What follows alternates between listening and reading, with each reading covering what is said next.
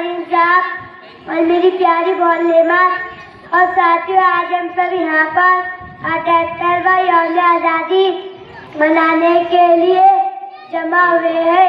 ये उस दिन की निशानदेही करता है जब मुल्क ने 1947 में बरतानवी राज से आज़ादी हासिल की थी।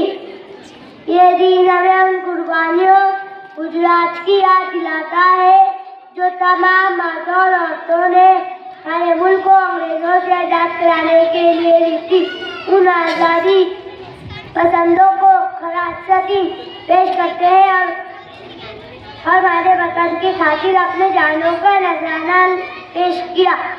लिहाजा आज के उस खास दिन पर आयत करें और अपने आप से याद करें कि हम भाईचारा बरकरार रखें। मैं एक बार से आप सभी को आज़ादी की मुबारकबाद पेश करता हूँ और उम्मीद करता हूँ कि हम मिलकर एक शानदार कौम बना सकते हैं। शुक्रिया।